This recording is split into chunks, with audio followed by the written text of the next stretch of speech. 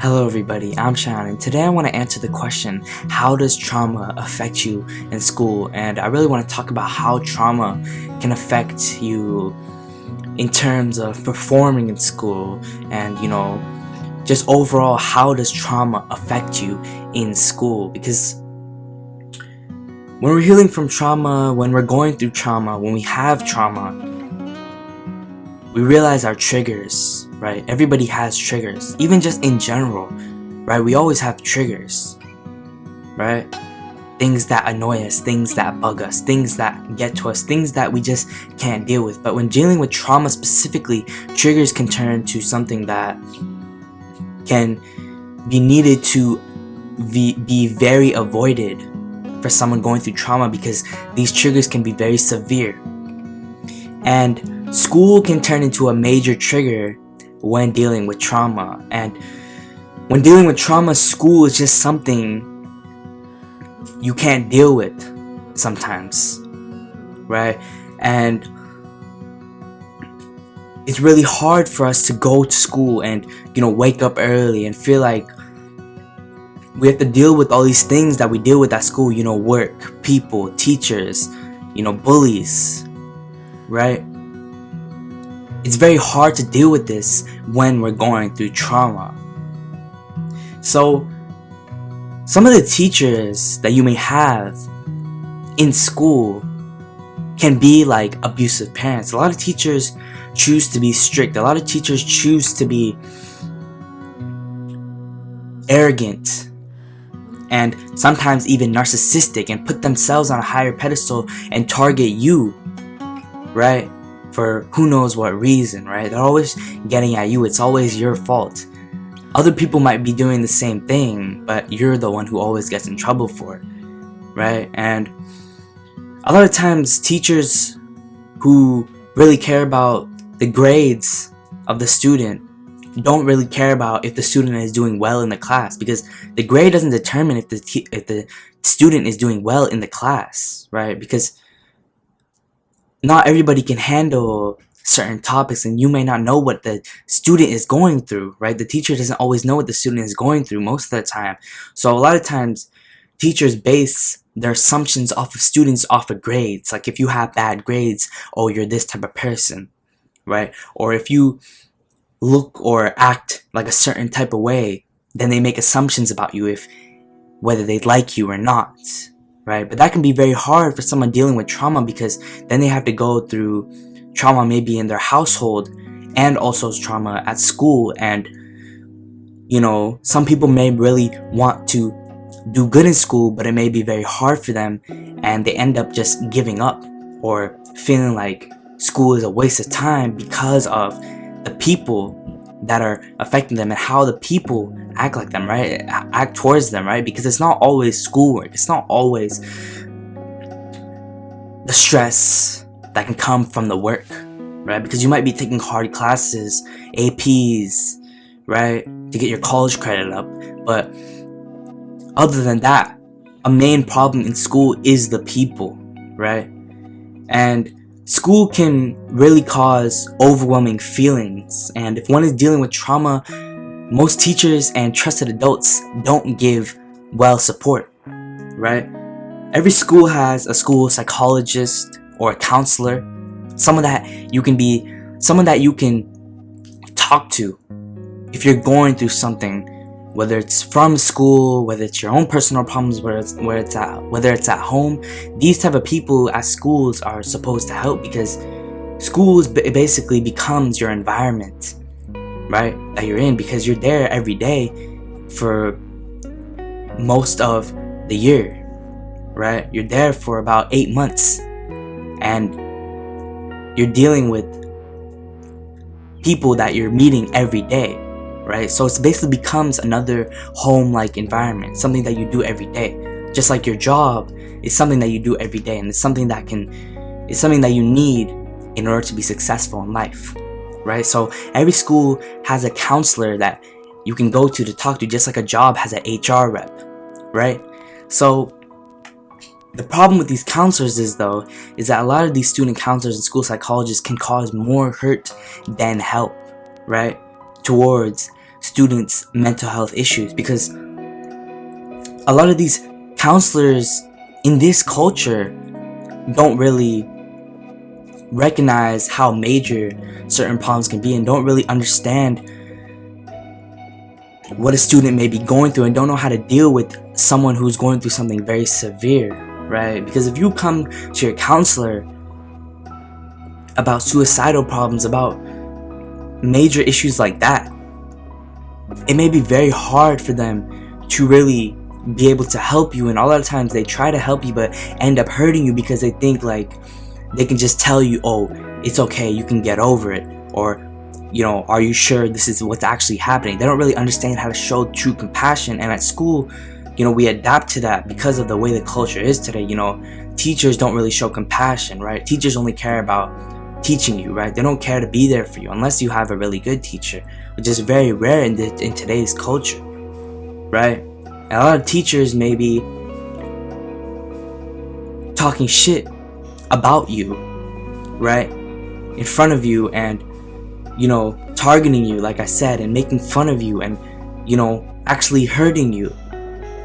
So not only do you have to deal with maybe an abusive environment at your home, you also have to deal with the environment in your school, right, in your junior education, which can potentially affect you later on in life, because you weren't able to focus because of not only maybe you be getting bullied by certain people, right, and certain people just who are your age, who are in your grade, who are in your class. You might be getting bullied by your teachers too, right? And when you're dealing with trauma, this can be very hard to deal with, and sometimes cause you to basically be more traumatized and be more hurt, right, and just make the internal hurting more, right, because nobody who's supposed to be trusted is showing you compassion. And a good example of this is in the show 13 Reasons Why. Now, 13 Reasons Why for mental health issues is a very sensitive show, right? So it's a very sensitive show, but I'm making this reference to basically show how student counselors can be in real life. A lot of times, student counselors and people like that, they don't trust that the student is being for real. So they think sometimes the student is lying. They think that sometimes the student is not able to speak up because they don't want to, or they're just not speaking up. But really they're not speaking up because it's hard to talk about this stuff immediately. And sometimes you can't see a student counselor over and over again, especially if they're not allowing you to trust them, because they're not being there for you to allow you to open up to them. And a good example is this in 13 Reasons Why. If you know 13 Reasons Why, Mr. Porter, right, Hannah Baker, the girl who committed suicide, comes into Mr. Porter's office, and she had just been sexually assaulted, and she tries to confront Mr. Porter about this, and Mr. Porter basically turns it onto her and makes it her fault, right? And that's basically what I think abusive therapists do, and also abusive parents do, right? They act as if you're wrong or you're lying, right? A lot of times when you have suicidal thoughts and you're trying to deal with it, and you can't really trust parents or family members, a lot of times when you try and tell them, they'll say that you're lying, or it's not true, you don't really have that. And that can be very harsh when dealing with actual trauma, when dealing with actual pain in real life, and you have someone tell you that, oh, you're lying, or it's not true, when they have no idea what you're feeling and going through. That can be very harsh. So that's really how school really treats people when they have mental health issues, because a lot of teachers have their own problems, right? And when you're in an environment like that with so many kids, it's very important to have a very good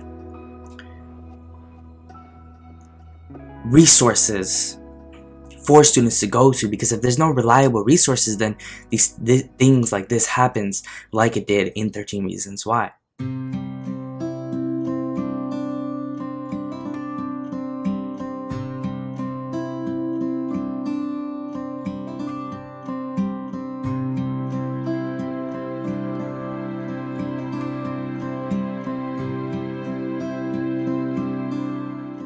How does trauma affect you in school?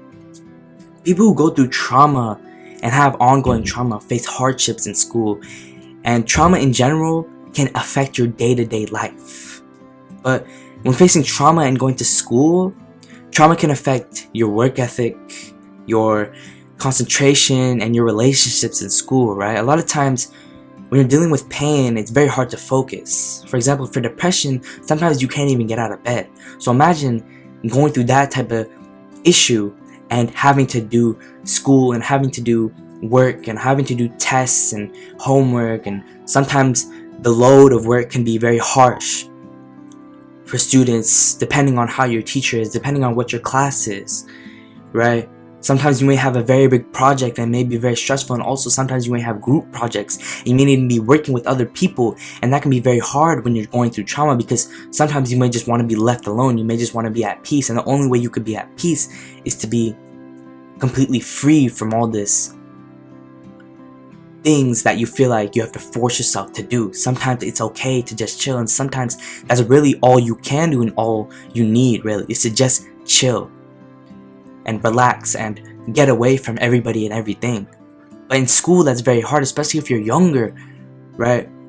You can't just skip school on your own, right? You might need to go to school, and it can be very hard, because if you're still going to school and you're dealing with severe trauma, not saying that you shouldn't go to school, it's just that when you're going to school and you're having a bad day, you're having a trigger and having a episode or something like that, a panic attack, right? Your work ethic is not as enlivened, right? You can't work as hard because you can't focus, right? Because you can't focus on things when you're depressed. When you're going through a panic attack, the only things you can focus on is the things that are causing you to panic, right? That's why it's called a panic attack, because you're only able to focus on and think about, and that's what your thoughts are racing with when you're panicking, right? So you can't focus on anything else at the moment, so it affects your work ethic and your concentration. And a lot of times it can affect your relationships in school. Like, a lot of times trauma can cause you to rebel in school because you just can't give a shit anymore, and you don't want to deal with this type of stuff. So when dealing with severe trauma, a lot of times you just want to rebel, you just want to get out of here. So it causes you to maybe sometimes go against your teacher's rules in the classroom and things like that. You know, you don't follow the rules, and it causes you to rebel. So it's very hard to not only just concentrate and work hard, but also just be, you know, calm in school and have good relationships, right? And, you know, when you're dealing with trauma, a lot of times you may have pent up aggression, right? And a lot of times with trauma, for me at least, I used to get bullied, right? I used to get made fun of. I used to deal with that type of stuff.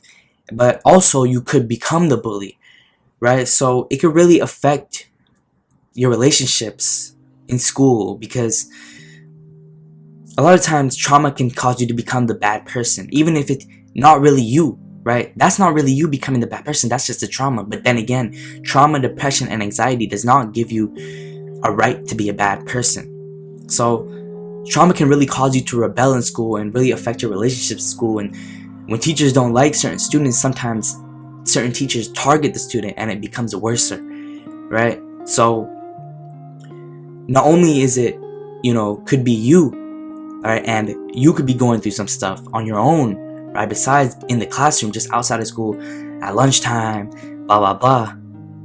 You could also be going through some stuff in the classroom with your teachers, and teachers really need to learn how to connect more with students, right? Because in this culture, it's kind of pathetic, right? Only until after the damage is done is when the awareness is brought. Oh, I'm sorry. There's no point of saying sorry, right? I hate that word, saying sorry. Sure, you may need to apologize sometimes, but if you're just saying sorry after you've already done the damage, and you think that's gonna fix everything, that's not the point. And especially if you know what damage you're doing, and then you say sorry, that's stupid, right? And that's what a lot of times happens in school, right? They're not able to stop the problems before, especially if students come to counselors, right? Counselors don't have, sometimes their ego gets in the way, or their thoughts get in the way, or their aggressiveness, you know, their personality gets in the way, right? their own problems get in the way, and they take it out on the student, and that can be very severe because you never know what someone's going through, especially a student. Because school can be very stressful just on its own too. School can cause trauma just on its own too, right? It's not only trauma just dealing with, right?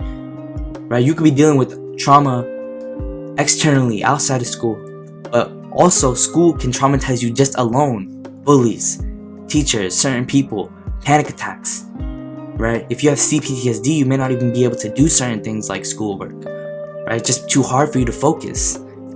And trauma really causes overwhelming feelings, and dealing with school, like I said, can actually re-traumatize you, right?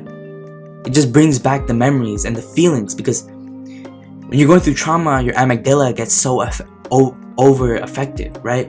There are 3 parts of the brain that gets affected from trauma: the amygdala, the hippocampus, and the prefrontal cortex. But the amygdala increases activation from trauma, right? It increases the response to trauma, to fear, to emotions, right? So emotions become more than what they have to do. So that's why a lot of people with trauma have panic attacks, have anxiety, have depression. They can't handle their feelings. They have a sensory overload.